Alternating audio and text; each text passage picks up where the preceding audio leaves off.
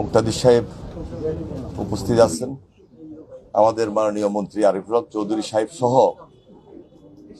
এখানে উপস্থিত মাননীয় সংসদ সদস্যবৃন্দ এবং আমাদের জেলা প্রশাসনের সাথে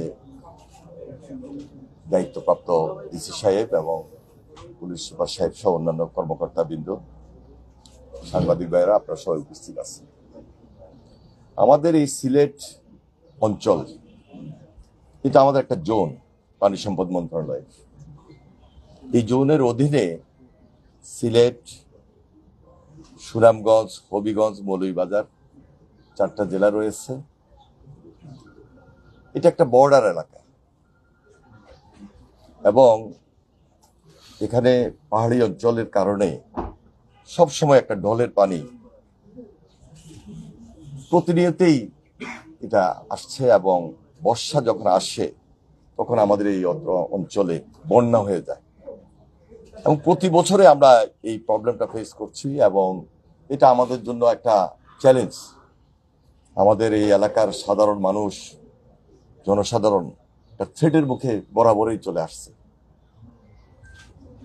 আমরা এই চ্যালেঞ্জটাকে খুব দ্রুততার সহিত যেন ফেস করতে পারি, মোকাবেলা করতে পারি, সেজন্য ইতিমধ্যে চলমান আমাদের কিছু প্রজেক্ট আছে।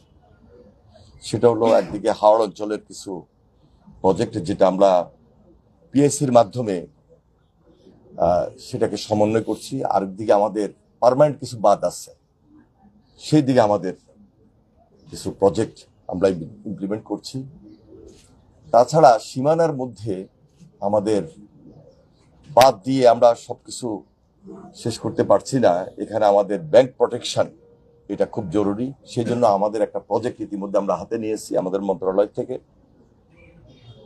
যৌথ নদী কমিশনের আগে আমাদের কিছু আন্তঃমন্ত্রণালয় মিটিং, যেটা আগে হতো না এই মন্ত্রণালয় নিয়ে, আমরা সেটা ইতিমধ্যে মিটিং করেছি এবং আন্তঃমন্ত্রণালয় সেই মিটিংয়ের মাধ্যমে এই পরিস্থিতিটাকে মোকাবেলা করার জন্য, জনস্বার্থে, জনদাবির জন্য যে কাজগুলা সবচেয়ে বেশি এখন এই মুহূর্তে করা দরকার, মাননীয় প্রধানমন্ত্রী জনাব তারেক রহমান তিনি আমাদের ক্যাবিনেট মিটিংয়ে এটা আলোচনা করেছেন এবং আমরা 180 দিনের মধ্যে প্রায়োরিটি বেসিস খাল খনন এবং খুব জনগুরুত্বপূর্ণ যে প্রোটেকশনটা আমাদের করা দরকার, সেই দিকে আমরা সবচেয়ে বেশি নজর দিয়ে আমরা সিদ্ধান্ত নিচ্ছি যে আমরা এটাকে দৃশ্যমান।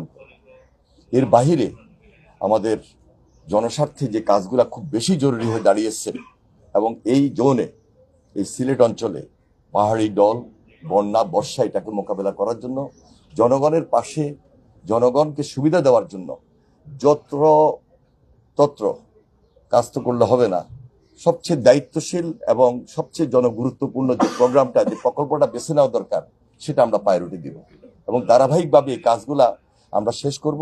সেখানে আপনাদের, আমাদের এলাকাবাসীর সর্বাত্মক সহযোগিতা লাগবে। বিশেষ করে আমাদের সংসদ সদস্য যারা রয়েছেন, তাদের প্রায় এলাকায় একটা থ্রেটের মুখে নদী ভাঙ্গন, খাল খনন বা হাওড় অঞ্চলে যে বাঁধ, সেগুলো আমাদের খুব জরুরি। সেই দিকে আমরা নজর দিচ্ছি ইনশাল্লাহ।